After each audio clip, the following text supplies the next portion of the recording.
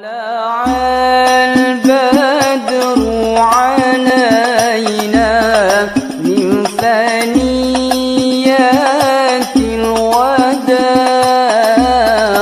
وجب الشكر علينا. Jadi alhamdulillah dari sekian banyak makhluk yang bertebaran di muka bumi, Allah Subhanahu wa taala pilih dan tetapkan bapak-bapak untuk duduk di majelis ilmu. Mudah-mudahan duduk kita di sini sampai dengan kajian selesai menjadi asbab ampunan Allah Subhanahu wa taala. Diangkat derajatnya, ya Allah, ampunkan dosa-dosa kita dan dijadikan keturunannya menjadi keturunan yang soleh dan solehah.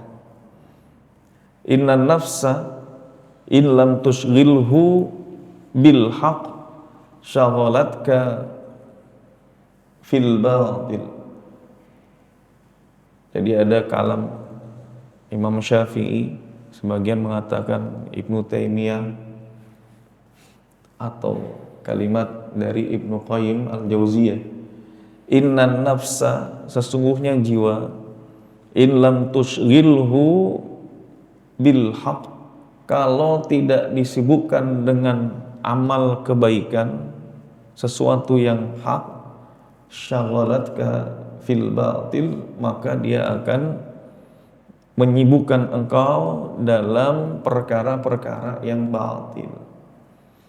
Para ulama menafsirkan kata ini, kalau seandainya waktu kosong tidak diisi dengan amal soleh, maka pilihannya dua, maka jiwa ini akan ditunjukkan kepada amalan-amalan yang sia-sia. Kalau seandainya lisannya tidak dipakai untuk berbuat atau berkata yang baik-baik, maka lisan ini akan dipenuhi dengan ucapan yang sia-sia. Jika matanya tidak digunakan untuk melihat yang baik-baik, maka dia akan disibukkan untuk melihat yang diharamkan Allah. Jika langkah kakinya tidak dipergunakan untuk melangkah ke majelis ilmu, maka pilihannya dua. Dia akan disibukkan dengan menuju tempat yang diharamkan. Fa'alhamaha fujuraha wa taqwaha, maka kami berikan ilham. Ada jalan fujur, ada jalan maksiat, ada jalan takwa. Maka alhamdulillah ada waktu kosong setelah subuh. Kira-kira enaknya ini hari libur, ya, masih libur tahun baru ya Pak RT. Kira-kira enaknya dipakai tidur atau duduk di majelis ilmu?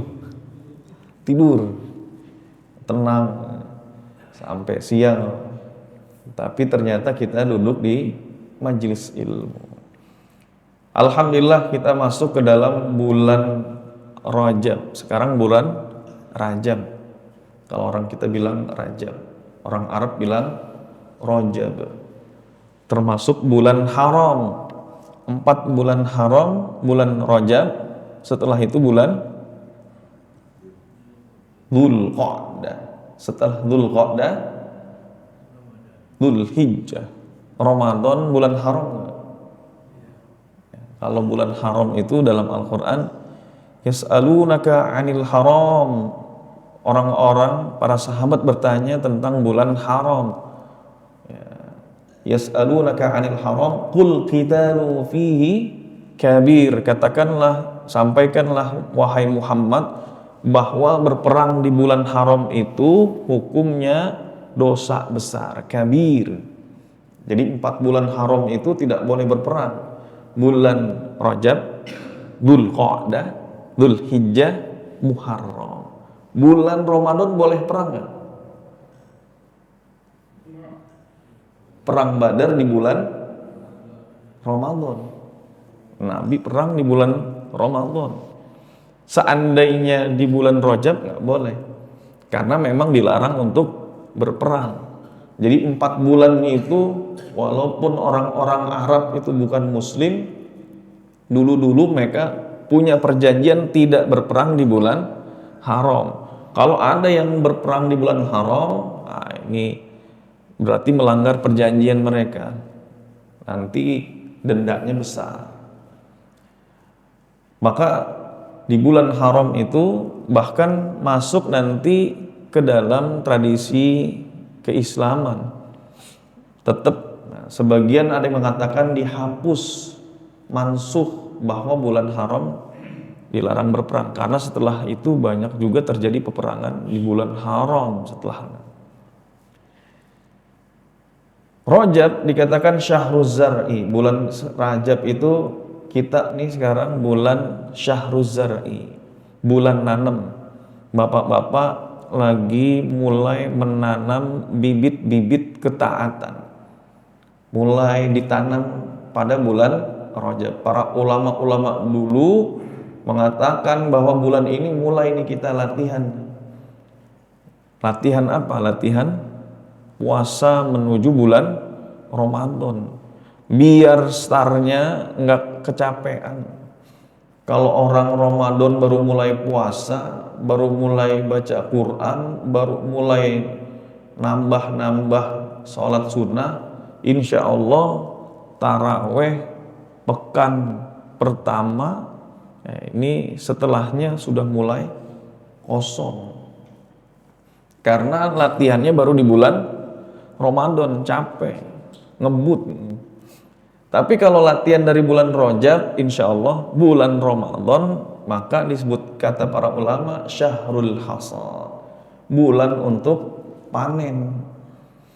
Bulan Sya'ban ngapain? Bulan Sya'ban mengairi, syahrul syaqi. Jadi narok bijinya, nanamnya di bulan Rajab, biji-biji ketaatan, menanam bulan Rajab dengan puasa Rajab, kemudian dengan qiyamul lail, tambah bacaan Quran, insya Allah masuk bulan Ramadan nggak kaget. Maka ini bulan-bulan disebut juga tathhirul qulub, pensucian hati. Jadi banyak-banyak muhasabah di bulan Rajab. Ya, ahlan wa sahlan, Haji Ayat. Orang Arab kalau datang ketemu orang Arab gimana Pak? Ahlan wa sahlan. Apa itu ahlan? Kita datang ada tamu, ahlan wa sahlan. Bapak pernah dengar ya? Ahlan itu engkau datang saya jadikan saudara, ahlan. Wa sahlan, kamu datang urusan Anda saya mudahkan, maka disebut sahlan. Jadi ada filosofinya itu, enggak sekedar ahlan wa sahlan. Ente datang kita jadiin saudara. Makanya orang Arab itu baru ada orang bertamu udah kayak keluarga sendiri, siapin makannya 3 hari itu jatahnya. Semua masih diambilin minumnya 3 hari. Urusannya dipermudah, sahlan. Jadi jangan coba-coba kalau ada saudara datang, bapak nggak nyiapin uang ya, buat urusan kepentingan saudaranya, datang mau minjem uang. Nah, jadi jangan ahlan wa sahlan. Nah, datang minjem duit, kata bapak apa? Kita lagi kurang, nggak ada uang. Tadi bilangnya sahlan. Nah, kalau sahlan berarti memudahkan urusan. Jadi kalau datang gimana? Ahlan, la sahlan, nggak pakai sahlan. Datang aja, tapi urusan uang belum bisa minjemin.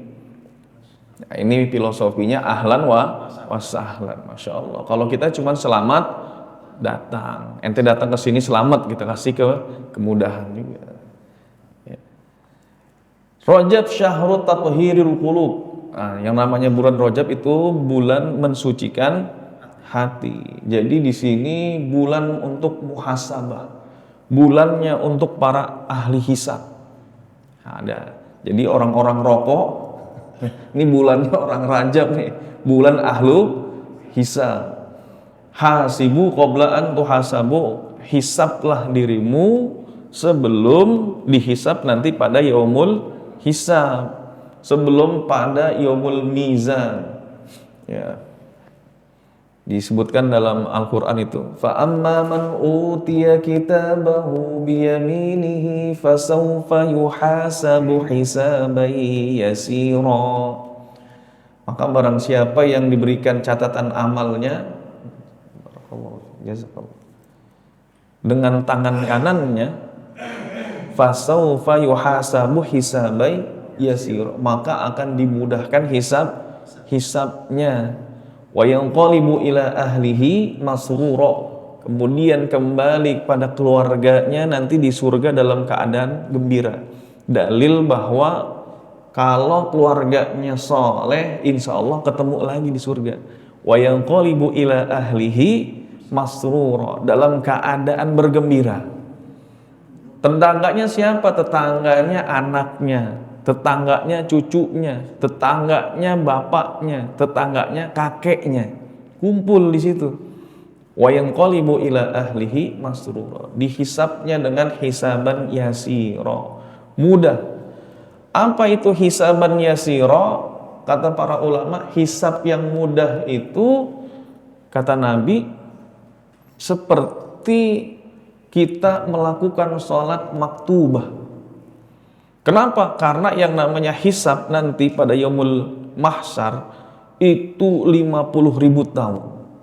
Khamsina alfasan. 50.000 tahun. Seharinya 1.000 tahun. Satu hari 1.000 tahun, kisaran 50 hari berarti ya. 50.000.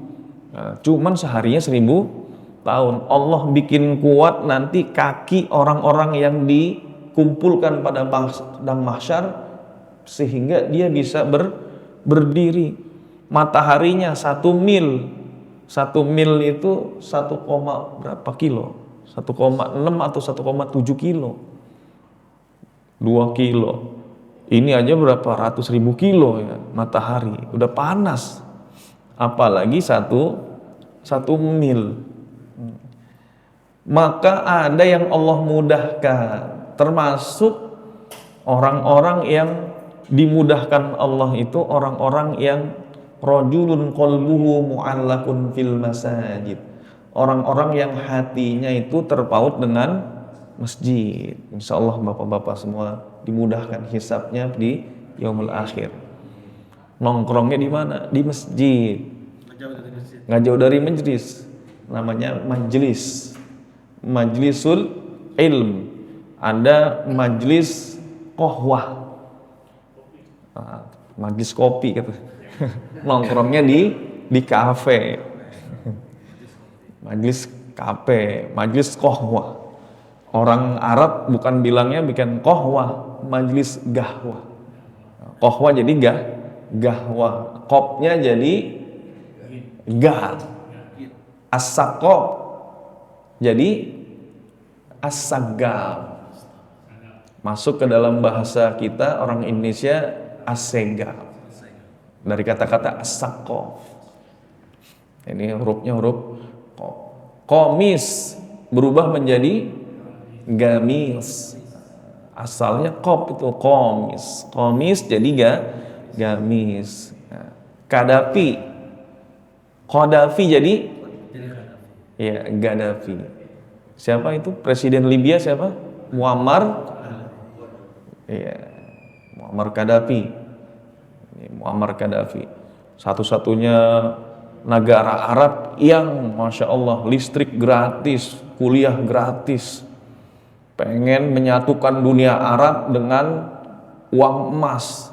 Habis dihajar oleh Amerika. Jangan coba-coba mau memulai perperangan dengan Amerika. Kita mau pakai dinar. Tapi memang di akhir zaman itu diperkirakan nanti kita kembali kepada transaksinya dengan dinar, emas lagi. Jadi banyak sekarang investasi emas. Maka bulan Rajab ini bulannya ahlul hisab, bukan ahlul hisab begini. Ya. Saya menghisap rokok itu karena ada dalilnya. Hasibu qoblaan tuhasabu. Hisaplah rokok itu sebelum dihisap orang katanya. Jadi hasibu an qoblaan tuhasabu. Ini dalilnya dalil ngawur. Dia cari-cari biar bisa hisap. Syekh Ali Gum'ah, mantan mufti Mesir, dia mengatakan bahwa yang namanya rokok haram. Punya guru Syekh Yasin Al-Fadani. Orang mana tuh? Padani, orang Padang, namanya Syekh Yasin. Gurunya ya, ulama mufti Mesir, gurunya orang Padang, namanya Syekh Yasin Al-Fadani, Sayyidul Muslim. Punya sanadnya banyak. Jadi dikenal sebagai Imam Suyutinya akhir zaman. Karena Syekh Yasin itu keilmuannya banyak. Banyak orang ngambil sanad ke Syekh Yasin. Sambil ngajar ilmu hadis, sambil megang shisha. Wah, diisep, bluk. Saya bilang katanya rokok haram, cuman guru saya ngajar hadis sambil ngisah. Kalau sekarang orang ngajar kitab sambil ngerokok, ngepep, ya. Gimana gitu. Jadi dia hanya artinya memberitahukan ada sebagian ulama yang membolehkan. Kalau MUI haram buat ibu-ibu hamil, ibu menyusui dan anak-anak. Jadi haramnya masih dibatasi, berbeda. Muhammadiyah haram total. Ya. Darul Ifta Mesir haram total. Setelah ada fatwanya tuh jarang tuh yang rokok di bis. Kalau dulu kan di Metro Mini masih ada yang rokok. Sekarang Trans nggak ada. Di publik umum ya jarang yang ngerokok ya sekarang ya. Alhamdulillah. Ya, bulan Rajab juga diturunkannya di sini bulan Rajab Allah Subhanahu wa taala menurunkan perintah salat 5 waktu. Isra Mi'raj. Subhanalladzi asra bi'abdihi lailan minal masjidil haram ilal masjidil aqsa alladzi barakna haulah. Ini bulan Rajab, Pak. Bulan Isra itu dalam rangka ini karena bulannya bulan Rajab, apalagi mujahidin biasanya jarang PHBI nunggu muhajirin ya. Isra Mi'raj muhajirin. Sekali-kali lah kita ngomongin Isra Mi'raj. Wa dzakirhum bi ayyamillah, dan ingatkanlah mereka itu dengan ayyamillah, hari-hari Allah. Apa maknanya? Hari-hari besar. Ya, ingatkan nikmat-nikmat pada hari-hari itu. Termasuk diantaranya Isra Mi'raj. Buat apa Isra Mi'raj? Allah ingin memuliakan Nabi kita Muhammad sallallahu alaihi wasallam. Nabi kita dihinakan di dunia, maka Allah muliakan di langit. Di dunia setelah 3 tahun Nabi dakwah pelan-pelan ke kerabat dulu, ke saudara, akhirnya mulai beriman istrinya. Manusia yang pertama beriman dari golongan wanita siapa? Siti Khadijah. Dari golongan pria Abu Bakar As-Siddiq. Dari golongan anak-anak Ali bin Abi Thalib. Masya Allah 100 ayat. Kalau ikut cerdas cermat menang mulu kayaknya. Masya Allah, bukan main. Sebenarnya kiai, cuman tawalu. Maka setelah dakwah diterima, kemudian masuk diantaranya Umar, Utsman bin Affan, ya, masuk Islam, menyebar dari Utsman bin Affan kepada sahabat-sahabat yang lainnya. Ngajinya di mana setelah itu? Ngumpet-ngumpet di rumahnya Arqam bin Abil Arqam. Jadi masih ngumpet-ngumpet ngaji itu. Setelah 3 tahun diperintahkan oleh Allah, fasda bima tu'mar, maka dakwahlah secara terang-terangan. Fasda bima tu'mar wa a'rid 'anil musyrikin. Nggak perlu ente peduliin caci maki orang-orang musyrik yang menghina, diamin aja, nggak usah dibalas dengan hinaan, nggak perlu klarifikasi, lanjut dakwah. Mau disiksa ya hindari aja, yang penting kita dakwah. Nggak usah klarifikasi di Instagram, di Facebook. Saya sebenarnya begini, nggak perlu, lanjut aja dakwahnya walaupun nggak disukai sama orang-orang musyrik. Fasda' bima tu'mar wa'rid 'anil musyrikin. Urusan mereka kata Allah kita yang ngurusin. Nanti kita yang jagain ente Muhammad. Maka dakwah. Tapi setelah dakwah akhirnya Bilal bin Rabah kena ya, disiksa. Kemudian nanti sahabat-sahabat ini juga banyak yang ada yang meninggal. Maka banyak tekanan. Nabi ditolong siapa? Pamannya Abu Thalib. Masih mandang pamannya Nabi. Jadi Nabi Muhammad nih masih dipandang. Setelah itu bahkan diboikot selama 3 tahun. Masuk ke tahun ke-7 Nabi dakwah, diboikot sama orang-orang kafir Quraisy. Seluruh suku sepakat untuk memboikot Bani Hashim. Bani Hashim diboikot. Dimasukkan ke lembah, namanya lembah sekarang Syi'ib Abu Thalib.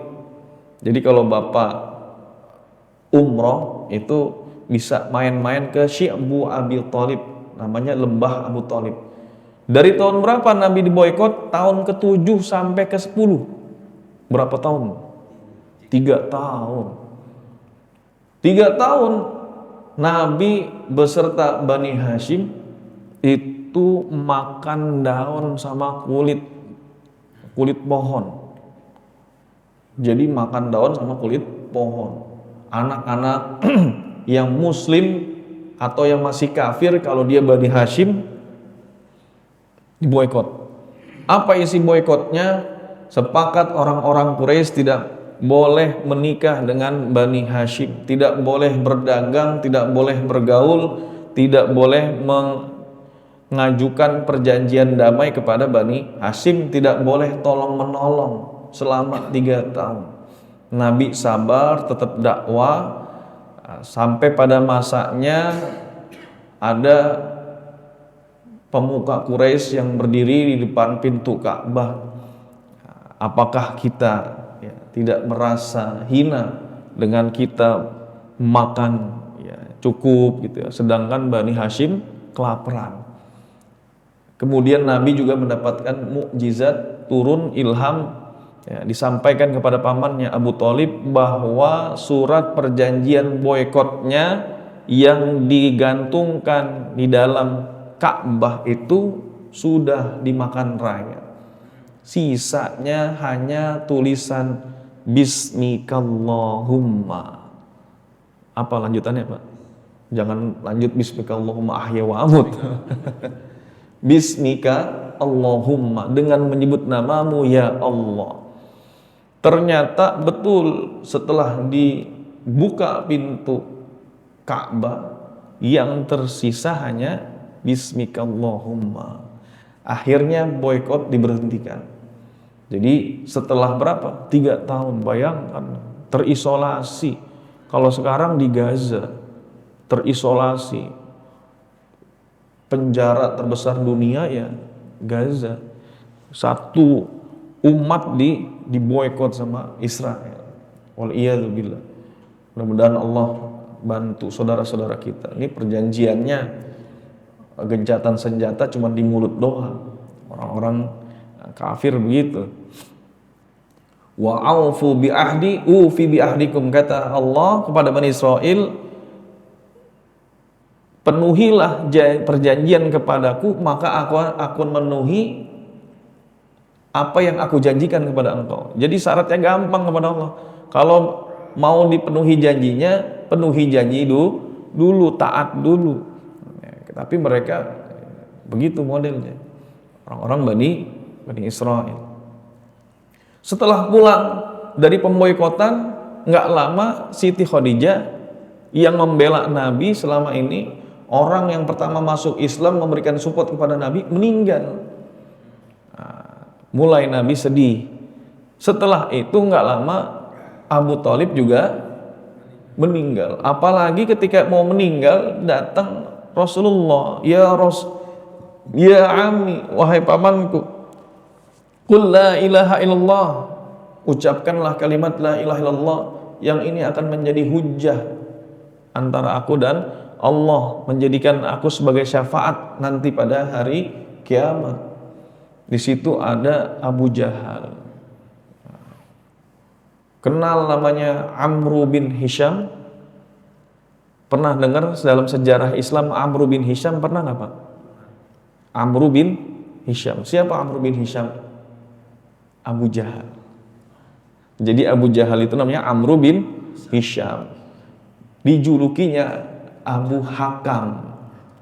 Hakam itu bijaksana. Orang Quraisy itu kalau punya masalah larinya ke Abu Hakam, sehingga selesai masalahnya, berselisih datang ke Abu Hakam, maka orang-orang manggil dia Amru bin Hisham dengan Abu Hakam. Datang Nabi Muhammad menjelaskan tentang Islam, orangnya ini paling benci sama Islam, nyakitin sahabat-sahabat, maka kata Nabi, Abu Jahal, bukan orang bijaksana nih, orang bodoh, sombong. Kenapa disebut jahal, disebut bodoh? Karena dia menolak kebenaran. Sombong itu kata Rasulullah batorul haq, ya, batorul haq itu menolak kebenaran. Wa ghamtun nas, merendahkan manusia. Dia merendahkan manusia. Sombongnya dua tuh, menolak kebenaran, menolak Islam, dan dia merasa lebih tinggi. Karena namanya Bani Makhzum itu punya persaingan ketat dengan Bani Hashim, Bani Muttalib. Orang Bani Hashim datang jamaah haji, ngasih minum, mereka ngasih makan. Orang-orang kaya. Bani Makhzum itu. Ada sahabat namanya Khalid bin Walid. Bapaknya namanya Walid, kakeknya Mughirah, Makhzum juga. Jadi yang namanya Khalid bin Walid itu sepupuan sama Abu Jahal. Jadi kalau ketemunya di mana? Ketemunya Amru bin Hisham bin Mughirah, kakeknya sama-sama Mughirah. Khalid bin Walid bin Mughirah. Jadi yang namanya Khalid sama Abu Jahal masih sepupu. Ya. Itu dia termasuk tokoh, cuman nolak Nabi, makanya nanti ya itu dihinakan. Banyak ayat-ayat yang berkenaan dengan Abu Jahal. Ada juga yang berkenaan dengan Walid bin Mughirah, ahli syair. Jadi yang penyair-penyair ulung, nah termasuk diantaranya Walid bin Mughirah. Di situ ada Abu Jahal dan Abdullah bin Abi Umayyah, di sampingnya Abu Thalib. Kata Abu Jahal, ya, celaka engkau, apakah engkau akan meninggalkan agama nenek moyang kita, yaitu Abdul Muttalib. Akhirnya karena gengsi, karena fanatisme, Abu Thalib sampai pada akhirnya tetap memegang teguh agamanya Abdul Muttalib.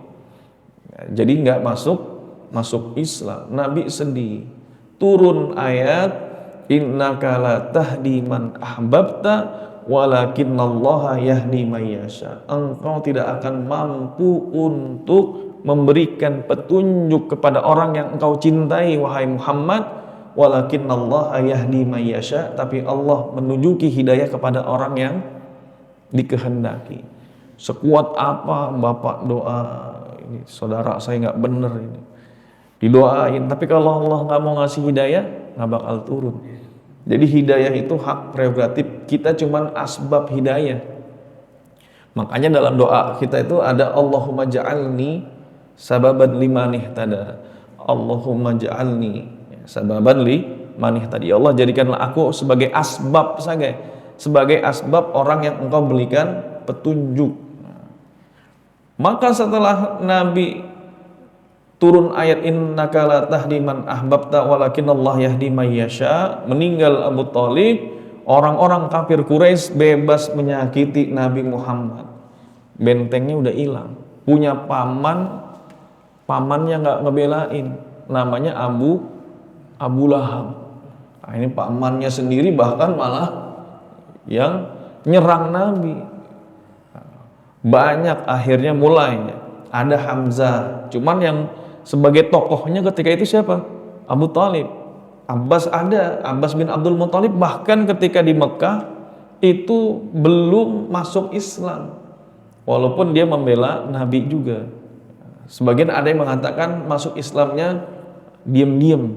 Jadi Abbas bin Abdul Muthalib punya anak namanya Abdullah bin Abbas, sepupu Nabi, termasuk abadillah, orang ulamanya sahabat, masih kecil.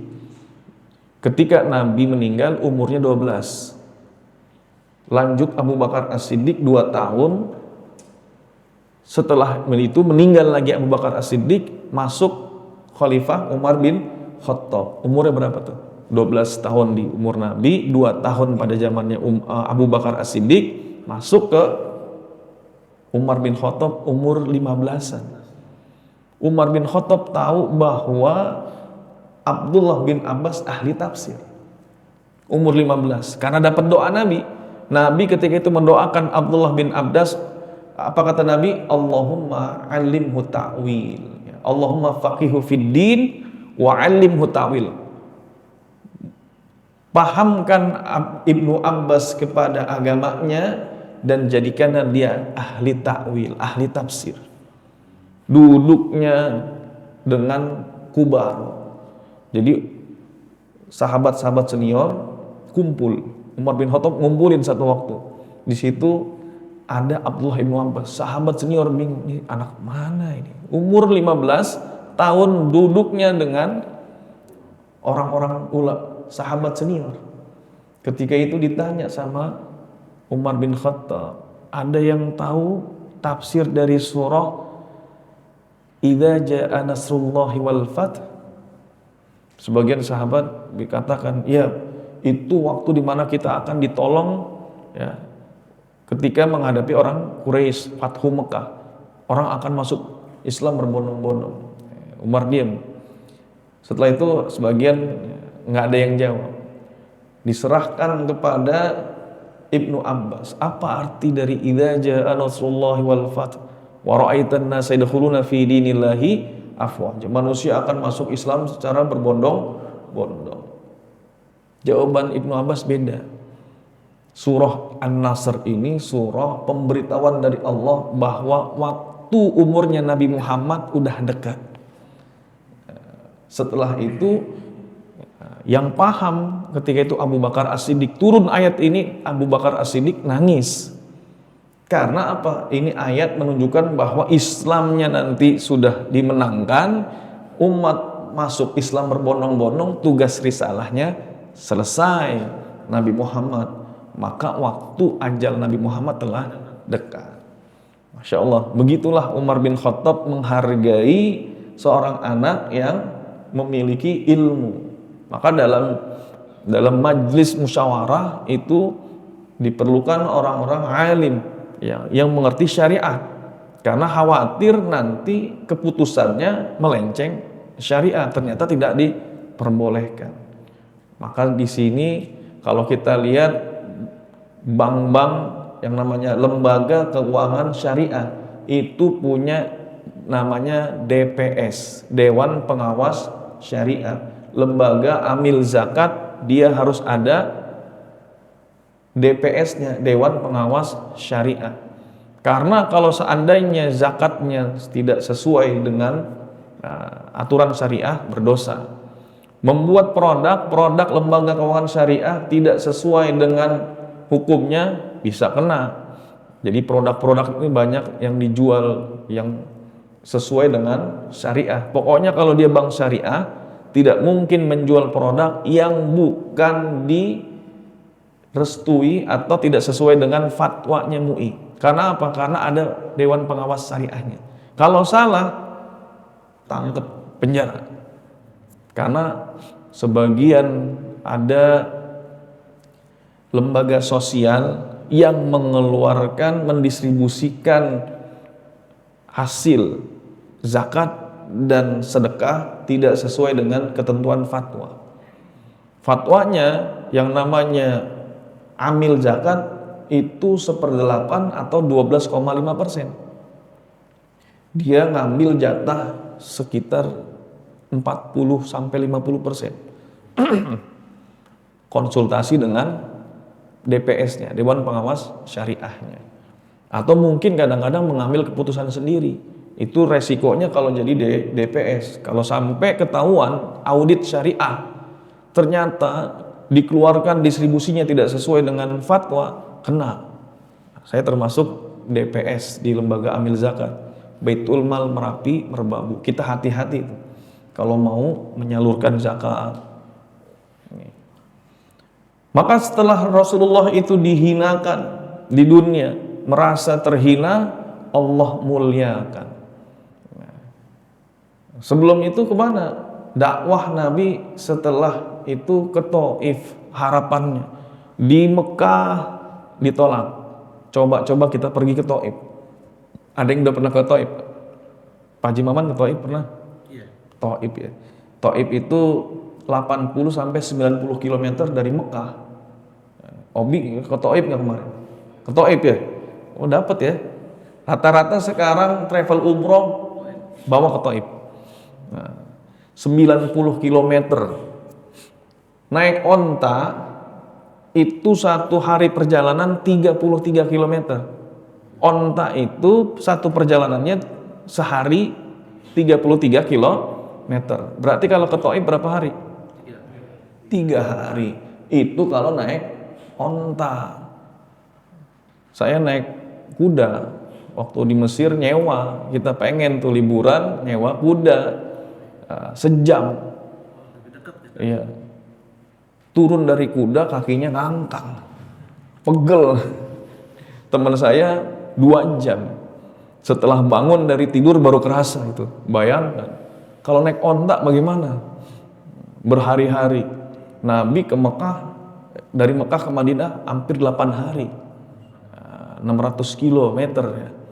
Itu hampir 8 hari. Ke Taif, bayangkan jalannya terjal, dulu bebatuan. Nabi perginya dalam sirah Ibnu Hisham itu enggak pakai onta, jalan kaki ke Taif 90 km. Siapa yang nemenin? Zaid bin Harithah. Zaid bin Harithah siapa? Anak angkat Nabi. Datang ke sono diterima dengan baik 3 hari doang. Ya, ini namanya orang Arab punya kebiasaan diterima dengan baik tamu. Kenapa ke Taif? Karena nenek Nabi dari Taif. Artinya kerabat-kerabat Nabi dari sisi nenek masih ada yang di Taif. Diterima baik di sono. Cuman setelah ngomongin Islam baru mereka nolak. Emang ada model nabi kayak ente katanya. Saya sih nggak bakal mau kalau ente nabinya gitu. Dihina Nabi. Udah mah dihina, pulangnya mereka bikin barisan kayak orang tolak al-badru alaina, kanan kiri.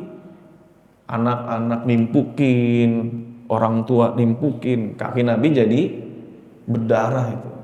Udah dihina, ditimpukin pula. Bagaimana kira-kira Pak? Sedih ya, sedih, sakit hati. Akhirnya Nabi dalam perjalanan itu, kalau yang di Taif ada Masjid Adas, ya, itu yang ngasih korma Nabi, korma ya, kurma di kebunnya Utbah. Di situ Nabi berteduh tuh. Nanti pas kesian juga Utbah ini orang Quraisy. Cuman punya kebunnya di Taif. Dia kasihan padahal juga nggak nerima dakwah Nabi di Mekah. udah kasih tuh. Dikasihlah Nabi anggur di situ. Bismillah. Bingung kok kata si orang yang ngasih ini, adas ini kok ente bilang bismillah. Iya. Karena itu ucapan nggak pernah terdengar di sini. Ya. Emang ente dari mana? Oke, sebutin. Ternyata dia ini termasuk umatnya Nabi Yunus bin Matta. Nah, jadi Nabi Yunus bin Matta. Oh, dia Nasrani ketika itu. Disitulah Nabi berdoa kepada Allah. Apa doa Nabi setelah dilemparin orang Taif? Bayangkan, Nabi doanya begini, Allahumma ashkudu fataquwati. Ya Allah, aku adukan kepada Engkau kelemahan kekuatanku. Wa qillata hilati, sedikitnya upayaku. Kata Nabi apa? Sedikitnya upayaku. Segitu pergi dakwah nyamperin orang. Jadi dakwah nggak duduk di tempat orang datang semua, enak ya. Sekarang kalau kiai, ustadz dakwahnya enak, di tempatnya udah ada jamaahnya. Nabi nyamperin mana? Ke Taif. Dengan dakwah seperti itu Nabi bilang wakillata hilati, sedikitnya upayaku. Masya Allah, itu masih sedikit upayanya. Wahawani 'alan nas, ya Allah, rendahnya diriku di hadapan manusia. Ya Arhamar Rahimin, wahai Rabb yang maha penyayang di antara yang penyayang. Ya Rabbal Mustad'afin, wahai Rabbnya orang-orang yang lemah. Anta Rabbi, engkaulah Tuhanku. Ila aina takilni, kepada siapa saja engkau serahkan aku. Ila ba'idin yatajahhamuni, kepada orang yang jauh sekalipun yang mereka bermuka masam kepadaku. Au ila aduwin malaktahu amri, atau kepada musuh yang engkau berikan kekuasaannya kepadaku. Apa kata Nabi? Masya Allah, in lam yakun bika ghadabun alayya la ubali, kalau engkau tidak murka kepadaku, saya nggak peduli sama orang-orang yang begitu. Dia Nabi nggak apa-apa dah, yang penting Allah nggak murka. Walakin afiyataka huwa ya hiya awsa'li, tapi ampunanmu lah ya Allah yang aku harapkan. Jadi setelah ditimpa batu berdarah-berdarah, doanya begitu. Kira-kira Bapak gimana doanya, Pak? Habis dihinakan ya. Nabi nggak ngeluh sama manusia, nggak bilang sama Zaid bin Haris begini banget ya dakwah gitu. Enggak, Nabi nggak ngeluh sama anak angkatnya. Dia nggak minta Allah membinasakan umatnya, enggak. Bahkan ketika itu Jibril turun faqala innallaha qad sami'a qawla qaumika ya Muhammad, sesungguhnya Allah telah mendengar ucapan siapa? Ucapan kaummu. Wa ma raddu 'alaika, dan bagaimana mereka memperlakukan engkau ya Muhammad. Qad ba'atha ilaika malakul jabal, telah diutus kepada engkau malakul jabal, malaikat gunung. Nah, jadi malaikat itu kalau singularnya malakun, kalau jamaknya malaika. Malaikat itu jamak. Kalau satu malaikat malak. Kalau malaikatnya banyak malaika. Di Indonesia malak ada. Depan Indomaret ada yang malak gitu kan. Malak itu, malak Indomaret namanya. Ya. Bapak parkir, tadinya nggak ada orang, mulai start motor, starter, tiba-tiba ini datang. Ini yang namanya apa? Malaku Indomaret. Ada malakul jabal, malaikat penjaga gunung. Apa kata malaikat gunung? Ya Muhammad, in syi'ta an utbika alaihimul ahsyabain, kalau engkau suka saya akan menimpahkan kepada engkau dua gunung besar, namanya ahsyabain. Apa itu gunung besarnya? Gunungnya namanya Gunung Jabal Abi Kubais. Bapak kalau selesai umroh keluar di Marwah, ngelihat ada istana. Istananya itu di atas gunung. Itulah Gunung Jabal Abi Qubais. Dulu tempatnya para santri-santri Indonesia, para ulama-ulama Indonesia tinggalnya di situ. Imam An-Nawawi Al-Bantani, Syekh Yasin Al-Padani Minangkabawi, Syekh Khotib Al-Minangkabawi, orang-orang Indonesia tinggalnya di situ. Ini juga termasuk gunung yang menahan bahteranya Nabi Nuh, sehingga nanti Ka'bah itu terlindungi dari Jabal Abi Qubais itu. Nah, ini Jabal Abi Qubais. Ada Quayqi'an, Jabal Quayqi'an sisi barat Mekah. Itu namanya Quayqi'an. Ini batas kota Mekah, dibatasi dengan dua gunung ini. Kalau engkau mau, kata siapa? Kata malaikat gunung. Nah, jadi malaikat gunung, bukan Jibrilnya. Jadi bapak kalau jadi anak gunung naik ke atas cari namanya Malakul Jabal. Malaikat gunung. In syi'ta, kalau engkau mau Muhammad, an utbiqa alaihim ahsyabain, saya timpakan dua gunung Abi Qubais sama Jabal Quayqi'an kepada penduduk Taif. Nabi Muhammad ditawarin begitu, apa? Kira-kira kalau kita yang ditawarin habis dilemparin batu berdarah-berdarah, ini berdarah, ditawarin, Pak Haji Budi kalau mau siap saya lemparin ini kota Priuk. Gimana itu? Hajar aja, sikat aja lah. Tapi Nabi Muhammad mengatakan bal arju an yukhrijallahu min aslabihim man ya'budullaha wa la yusyriku bihi syai'an.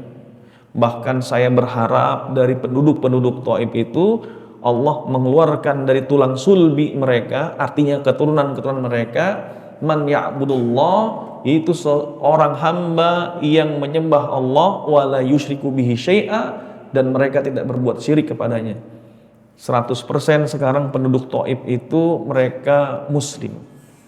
Jadi Taif itu kotanya sekarang pertama kayak apa? Pilaknya Bogor, adem tempatnya. Jadi kalau misalkan Haji Ayat mau ke Bogor, ya ke puncak, kalau orang Mekah perginya kemana? Taif. Musim panas mereka ke Taif, punya pilak di sana. Jadi ke Taif. Ya, di situ ada apa? Sate onta. Kalau mau sate onta ke Taif.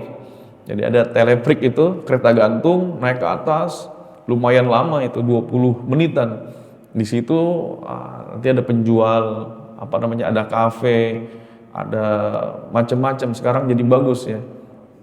Dan penghasil minyak wangi karena tempatnya tinggi, kemudian bunga-bunga banyak di Taif. Jadi ada pabrik minyak wangi di Taif. Nah, itu di Taif itu. Nah, itulah doa Rasulullah SAW yang artinya ya, Nabi nggak dendam. Dari mulut Nabi yang berdarah lahir doa dan harapan. Ini mengajarkan kepada kita, kalau yang ribut sama kita siapa, jangan doain yang buruk-buruk 7 turunan. Kita ribut berantem, pokoknya awas lu ya, karena 7 turunan lu bakalan nggak beruntung. Nah, ini malah ngedoain 7 turunan. Nabi mendoakan 7 turunan biar beriman malah, masya Allah. Kebalikannya kita malah doain 7 turunan biar orang malah celaka. Pokoknya gua nggak ikhlas, nggak ridho 7 turunan. Wih, kan nggak salah turunannya dia, yang salah yang ributnya sama kita. Kenapa doa yang nggak benar-benar sama 7 turunannya. Akhirnya karena Nabi dihinakan di Mekah, dihinakan di Taif, Allah muliakan di langit. Faraja furija saqfu baiti wa ana bi Makkah. Ketika Nabi di Mekah dibukakan saqaf. Tadi saqaf namanya sagab. Saqaf tuh artinya ini nih. Apa ini? Langit-langit, atap. Atap rumah Nabi furija dibuka. Kalau ada otomatis keren ya. Ini yang buka siapa? Malaikat Jibril. Furija baitan di Makkah fanazala Jibril, turun Jibril, fa faraja sadri. Setelah turun di Mekah itu masih dibuka dada Nabi. Faraja sodri. Kata Imam An-Nawawi, jangan dibuat majas. Artinya dibelah dada Nabi, oh mungkin diberikan pemahaman. Enggak, itu maknanya hakiki. Makna hakiki apa? Benar-benar dibelek dada Nabi, dibelek. Tsumma ghasalahu, kemudian ya dicuci bima'i zamzam, dengan air zamzam. Dibuka itu, diambil dagingnya, dicuci. Tsumma jaa bitostin min zahabin. Nah, setelah itu datang malaikat Jibril dengan bejana dari emas, zahab. Mumtaliin bi hikmatin wa imanin, isinya itu iman dan hikmah. Kemudian dituangkan, fa'afraghahu fi sadri, dituangkan tadi cairan itu, iman dan hikmah, ke dalam dada Nabi. Masya Allah. Jadi enak ya. Semuanya udah dibersihin sama malaikat Jibril, hatinya. Tsumma atbaqahu, dijahit, ditutup lagi. Tsumma akhadha biyadi, setelah dijahit Nabi diambil tangannya, ngapain? Fa'araja bihi ilas sama, dibawakan Nabi buraq, ya, dibawain buraq. Itu pakai ro berfathah, buraq. Kalau bukan ro berkasroh. Kalau berkasroh apa aja ayat? Burik, ya enggak, buraq pakai ro, ro-nya fathah. Setelah itu pergi kemana? Subhanalladzi asra bi'abdihi lailan minal masjidil harami ilal masjidil aqsa, dibawa ke masjid Aqsa, Baitul Maqdis, ya. Jadi ngapain di sana? Fa hadarat as-shalah fa amamtuhu. Jadi masuk ke dalam sono waktu sholat di Baitul Maqdis, fa amamtuhum, kemudian aku mengimami siapa? Para nabi. Ada yang mengatakan jasad dan ruhnya para nabi, ada yang mengatakan ruhnya saja.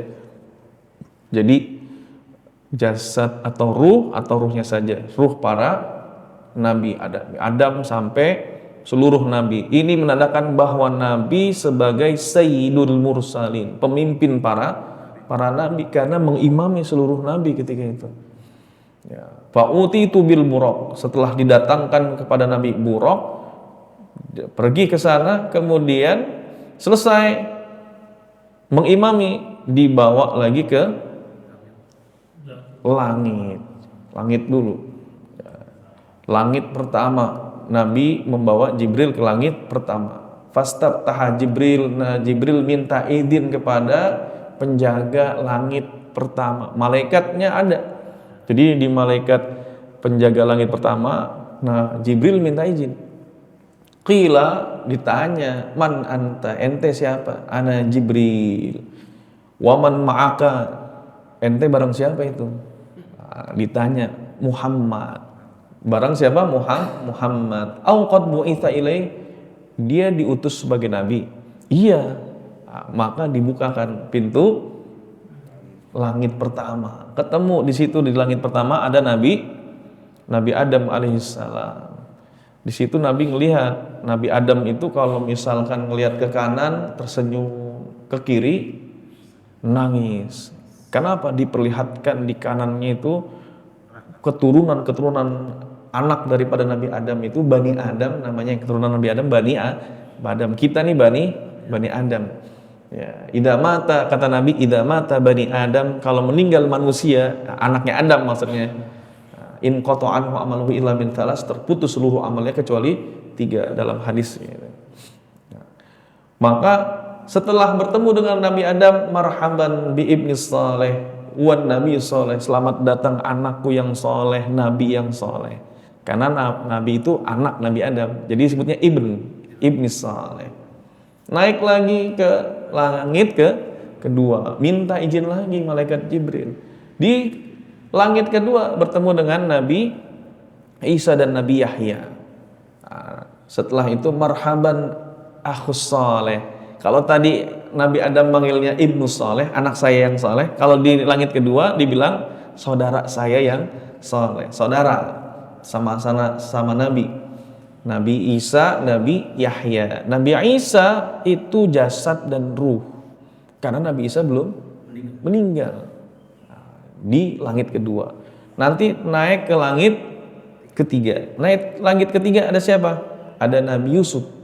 Maka kata Nabi Muhammad, fa idza huwa qad utiya satrul hasan.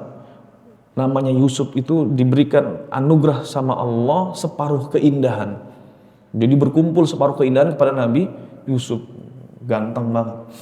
Naik lagi ke atas bertemu dengan Nabi Idris. Wa rafa'nahu makanan aliyya. Dalam Al-Qur'an kami angkat Nabi Idris itu ke tempat yang tinggi. Di langit keempat. Di langit kelima ketemu Nabi Harun. Keenam ketemu Nabi Musa alaihissalam. Lihat Nabi Musa nangis. Ditanya, kok nangis Nabi Musa? Kenapa? Kata Nabi Musa, abki li'anna gulaman qad bu'ithu qabli. Aku nangis karena telah diutus seorang yang diutus setelahku, ba'di. Setelah Nabi Musa diutus satu gulam, yaitu seorang. Ya. Kemudian yadkhulul jannah min ummatihi aktsaru min ummati. Ya, aktsaru mimman yadkhulu min ummati. Tapi umatnya banyak yang masuk surga dibandingkan umat-umatku. Jadi Nabi Musa sedih. Sedihnya bukan sedih iri, dengki, bukan. Tapi gembira, bahagia, ada umat yang setelahnya datang tapi paling banyak masuk surganya. Termasuk umatnya Nabi Muhammad. Umatnya Nabi Musa kerjaannya apa? Ngebunuhin Nabi. Wa yaqtuluna nabiyina bi ghairil haq. Mereka itu orang Bani Israel suka ngebunuhin para nabi tanpa ada alasannya. Nggak benar. Makanya Masya Allah, ribuan nabi satu hari pernah terjadi Bani Israel. Kalau sekarang orang di Gaza begitu, dulu para nabi aja dibunuhin. Kemudian naik ke langit ketujuh bertemu dengan Nabi Ibrahim. Nabi Ibrahim senderan di Baitul Ma'mur namanya. Baitul Ma'mur. Jadi satu arah dengan Ka'bah. Namanya Baitul Masuk ke dalamnya 70.000 malaikat di Baitul Ma'mur tidak pernah keluar lagi. Setiap hari 70.000. Bayangin sampai sekarang berapa di situ. Bertemu dengan Nabi Ibrahim. Ya benas saleh, ya Nabi ya saleh. Dijawab, marhaban ya benar soleh, selamat datang anakku yang soleh. Karena Ibrahim itu bapaknya para nabi, termasuk Nabi Muhammad. Keturunannya siapa? Ismail. Nabi Ibrahim punya anak Ishak dan Ismail. Ismail generasi keturunannya adalah Nabi Muhammad. Ishak, Yakub, Yusuf, Ayub dari Ishak semua itu. Banyakan Nabi Musa dari Ishak. Yang satu-satunya nabi dari Ismail Muhammad sallallahu alaihi wasallam. Di situ diantar oleh malaikat Jibril menuju Sidratul Muntaha. Kata Nabi, Jibril dipersilahkan ikut bersama Nabi ke Sidratul Muntaha. Tapi enggak. Jibril, bahkan kata Jibril, kalau seandainya saya melangkah satu langkah saja, maka saya bisa terbakar. Ke Sidratul Muntaha, satu-satunya makhluk yang dibawa ke situ adalah Nabi kita Muhammad. Artinya kata para ulama ini bentuk tasrifan, pengagungan kedudukan Nabi kita Muhammad di antara makhluk-makhluk yang lainnya. Disitulah turun perintah sholat di Sidratul Muntaha. Bentuknya kayak telinga gajah. Sidroh itu artinya daun sidr, daun bidara. Nah, sidroh itu daun bidara. Muntaha, puncak tertinggi, nggak ada lagi tempat selain itu. Puncaknya adalah di Muntaha. Di mana? Di atas langit ketujuh. Di atas langit ketujuh udah nggak ada tempat lagi dan Jibril nggak bisa ke sana. Ini Masya Allah, yang bisa ke situ Nabi Muhammad SAW. Diturunkan perintah sholat berapa? 50 waktu ya. Fa farallahu alayya khamsina shalah fi kulli yaumin wa laylatin. Kata Nabi, telah diwajibkan kepadaku salat 50 waktu sehari semalam. Turun ke langit ketujuh sampai ke langit keenam ketemu Nabi Musa. Ditanya sama Nabi Musa alaihissalam, "Madza farada rabbuka ala ummatik?" Apa yang telah diwajibkan Tuhanmu kepada umat-umatmu Muhammad? Kata Rasulullah jawab, "Farada alaihim bi khamsina shalah." Allah mewajibkan kepada umatku 50 kali sholat waktu. Kata Nabi Musa, "Inna ummataka la tutik." Umatmu tidak akan sanggup Muhammad, gak mungkin. Farji' ila rabbik, ente balik lagi ya ke Tuhanmu, fas'aluhu takhfif, minta diskon. Takhfif. Maka kata Nabi balik lagi, akhirnya turun dari 50 ke 40, 40 ke 30 terus. Falam azal arji baina rabbi wa tabaraka wa ta'ala wa baina Musa alaihissalam. Jadi aku terus bolak-balik antara aku, Allah, Nabi Musa, balik lagi ke Allah, balik lagi ke Nabi Musa. Falam arji' ya baina rabbi wa baina Musa. Setelah itu akhirnya kata Allah, udah, ya Muhammad, innahunna khamsu salawatin fi kulli yaumin wa lailatin. Salat yang 5 waktu itu wahunna khamsun, sama aja pahalanya kayak 50 kali salat. La yubaddal qawlu ladayya, tidak diganti lagi apa yang sudah ditetapkan olehku. Akhirnya ketemu Nabi Musa, enggak, kata Nabi Muhammad, saya malu mintanya lagi, udah. Irji ila rabbika fas'alu takhfif, ente balik lagi 5 kayaknya enggak bakal kuat katanya. Bayangkan kalau 50 waktu Pak, berapa kita kali sholat setiap hari itu? Setengah jam sekali kan, 24 jam, 25 jam aja berarti setengah jam kita sholat. Nah, jam subuh jam 4:04 misal, berarti kerja nggak bisa, kerja nggak bisa, mau ngapa-ngapain nggak bisa, ibu nggak bisa ngurus anaknya. Nah, ya. Alhamdulillah turun. Maka di sini kata para ulama, fihi dalilun ala idhami sya'nis shalah. Inilah dalil begitu agungnya perintah salat. Kenapa? Wa annaha furidat fawqas samawat, karena perintah salat itu diperintahkan, diwahyukan di atas langit. Sedangkan perintah-perintah lainnya diwahyukan di bawah. Puasa diwahyukannya di bumi. Haji Allah berikan wahyunya di bumi. Khusus perintah salat fauqas samawat, di atas langit ketujuh. Masya Allah. Artinya apa? Inti dari Isra Mi'raj itu mengagungkan masjid, mengagungkan salat. Wallahu a'la wa alam. Ini saja yang dapat kami sampaikan, kurang lebihnya mohon maaf atas segala kekurangan dan kehilapan. Karena sudah masuk waktu syuruk ya. Kita akhiri sama-sama pengajian kita dengan beristighfar, dan mudah-mudahan duduk kita setelah subuh sampai dengan syuruk ini menjadi asbab Allah Subhanahu wa taala ridho kepada kita semua.